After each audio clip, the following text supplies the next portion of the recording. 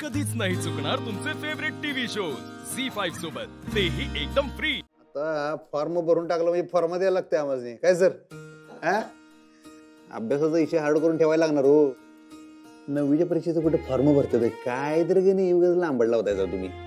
हा तसं नाही, आपण मध्येच ऍडमिशन घेतोय ना, म्हणून आपल्याला हे सगळं करावं लागेल। बघा सर, हे करेक्ट आहे का सगळे चेक करा। नाही आता तुम्ही भरलाय म्हणजे बरोबरच असणार ना, चेक काय करायचंय? अभिनंदन बरं का तुमचं। नाही म्हणजे तुमचा शिक्षणाचा रुतलेला गाडा पुन्हा सुरू झाला, मला खरंच खूप बरं वाटलं। म्हणजे मला कळलं होतं की तुम्ही शाळेत येणार आहात म्हणून, पण आता तुम्ही तुमचे सगळे प्रयत्न परीक्षेच्या कसोटीवरती उतरवताय, हे खरंच खूप चांगलं आहे। अहो यांनी लय हट्ट केला, यांनी लय लावून धरलं माहिती आहे काय, म्हणताना फॉर्म भरालोय आम्ही, नाही तर कुठलं। असं नाहीये सर, अहो ह्यांना पण शिकण्याची इच्छा होती, उलट ते माझ्या मागे लागले होते इंग्रजी शिकवा इंग्रजी शिकवा म्हणून।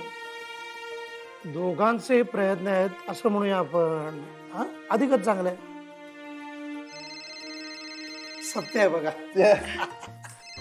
खरंय। हा ओंके बोल। आली काय? बसून ठेवतेस मी, चहा पोळी दे की तोवर आलो मी। हा मी आलो की लगेच मीटिंग चालू करूया, इथं जवळच आहे मी, आलो लगेच पोचतो टाममध्ये। हा आले ते लोक? आले सर, निघायला लागते आम्हाला। ठीक आहे निघा तुम्ही, तसे फॉर्म झालाच आहे आपला भरून। ऑल द बेस्ट, तुम्हाला शुभेच्छा, म्हणजे परीक्षेसाठी आणि मीटिंगसाठी देखील माझ्याकडूनही। Thank you so much, thank you so much. चला येऊ का? आणि बीपीच्या गोळ्या खात राहा मध्ये मध्ये, परत एकदा शाळेत रुजू झालायचा, कामाचा व्याप दांडा काय तुमच्या माग, आपलं मध्ये मध्ये तोंडात टाकत राहायचं, सगळं तर राहायचं आहे की नाही? Thank you so much. येऊ काय? वा अक्षरा, हे तू मोठा बदल घडवून आणतेस। म्हणजे 9वीचा फॉर्म तू अधिपतींना भरायला लावतेस, तुझं कौतुक करावं तेवढं थोडं आहे।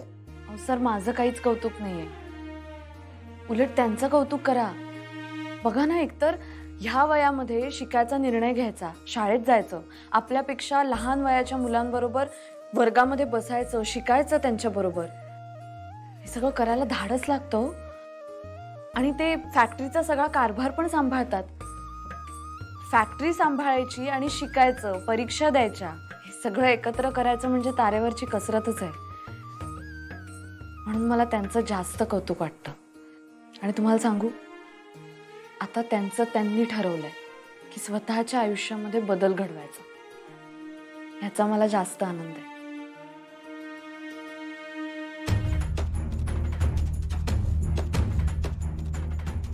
मी तुझ्याशी चुकीचं वागलो, चुकीचं बोललो, माझी चूक झाली।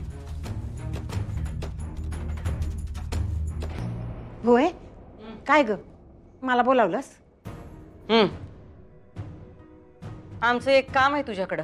अरे वा, आज माझ्याकडे कसलं काम निघालं तुझं? मोठ्या मालकाने आमची माफी मागितली। अगं इतक्या वर्षानं का असं ना, या घरातलं एवढं मोठं भांडण मिटलं, लय भारी वाटलं बघ मला। काही भारी वाटून घेऊ नगस, हे त्यांचं डोसकं नाही, पुन्हा एकदा ते कोणाचं तरी प्याद बनलेत।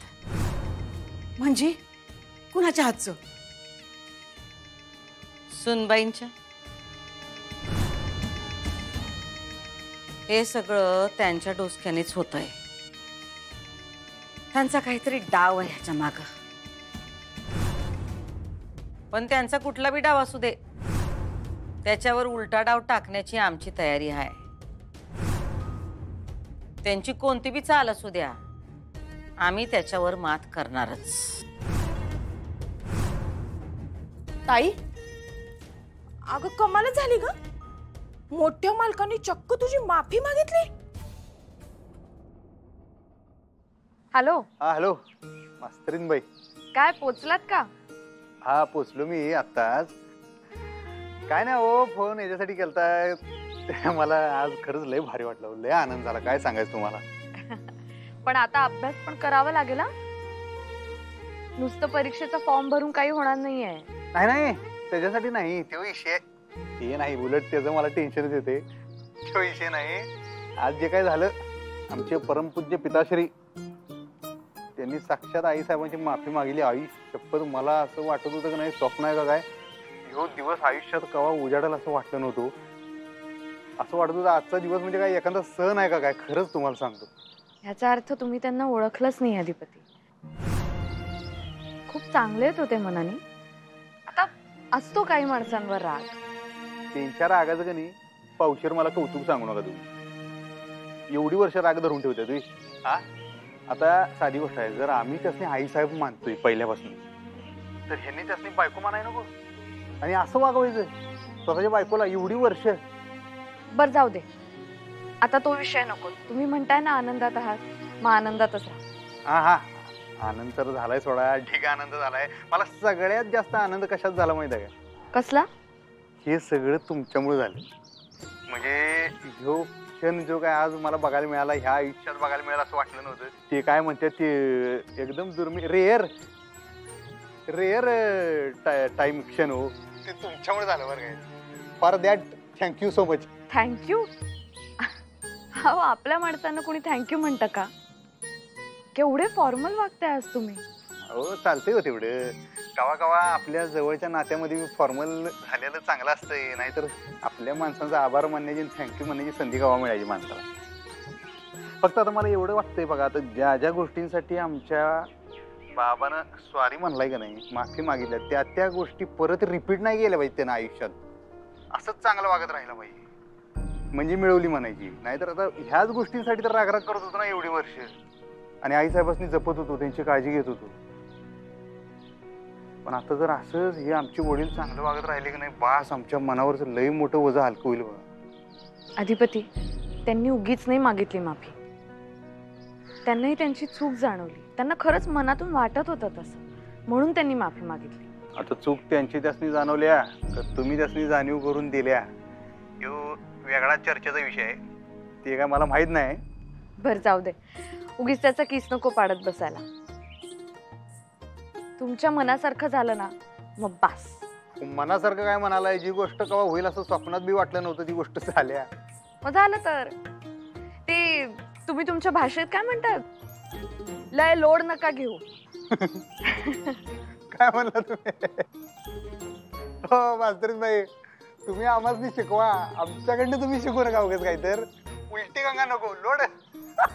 एक नंबर. बर चला ठेवते. होय होय, आमची मीटिंग आहे आता. ठीक आहे ठीक आहे, तुम्हाला खूप खूप शुभेच्छा तुमच्या मीटिंगसाठी. हा आता तुम्ही फॉर्मल व्हायला लागला बरं काय. आता तुम्हीच म्हटलात ना कधी कधी फॉर्मल व्हायला लागतं. चला, ऑल द बेस्ट. हा ठीक आहे ठीक आहे, थँक्यू.